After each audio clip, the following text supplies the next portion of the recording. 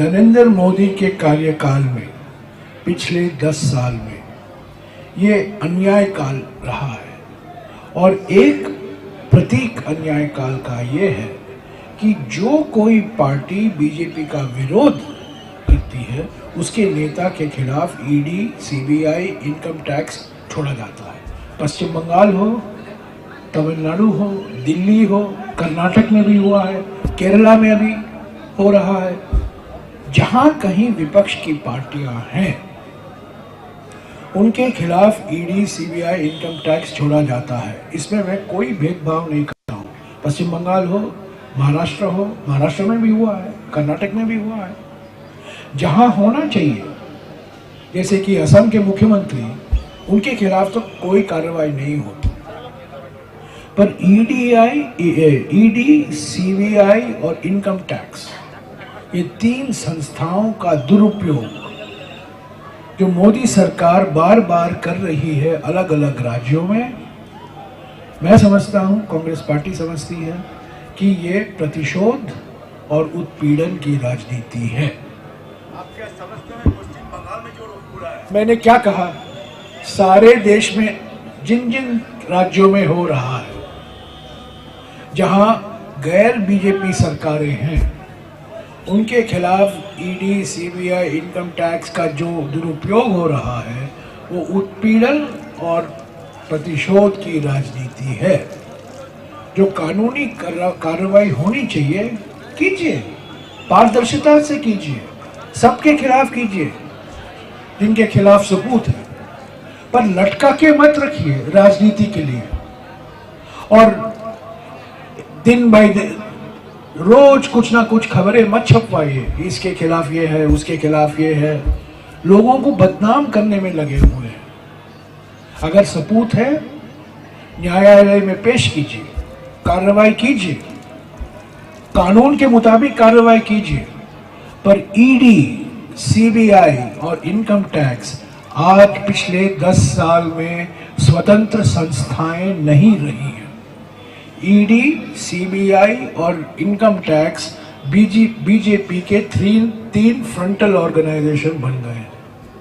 हमारे frontal organisation है, पश्चिम बंगाल में हमारा छात्र परिषद है, INTUC है, महिला कांग्रेस है, यूथ कांग्रेस है।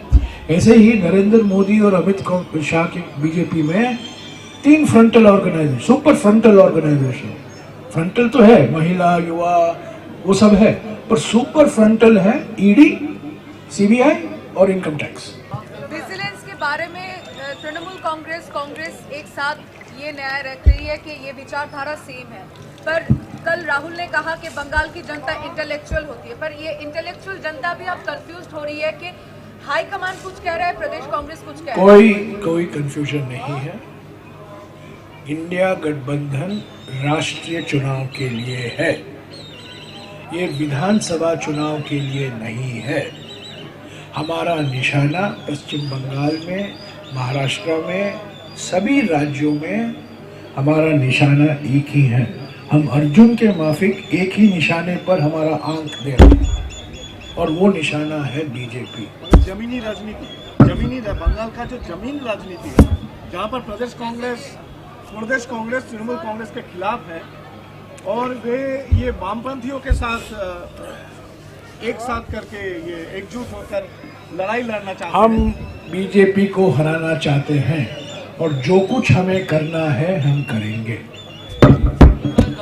और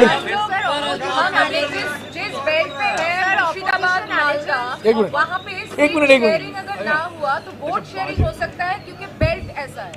ये अरिथमेटिक, गणित में मैं नहीं जाऊंगा। मैं आपको राजनीतिक हकीकत बता रहा हूँ। राजनीतिक हकीकत यह है कि हमें बीजेपी को 18 सीट से 0 लाना है और उसके लिए जो कुछ कदम हमें लेने हैं हम करेंगे।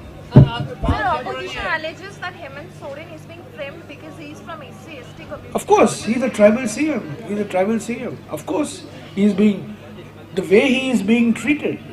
Look at all of Mr. Modi's friends.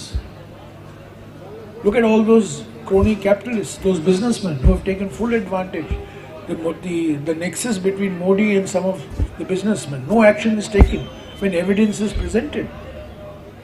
and the way Mr. Hemant Soren is being treated, of course it shows not only that he is an opposition party CM, not only that he is an India party CM, but he's also a tribal CM.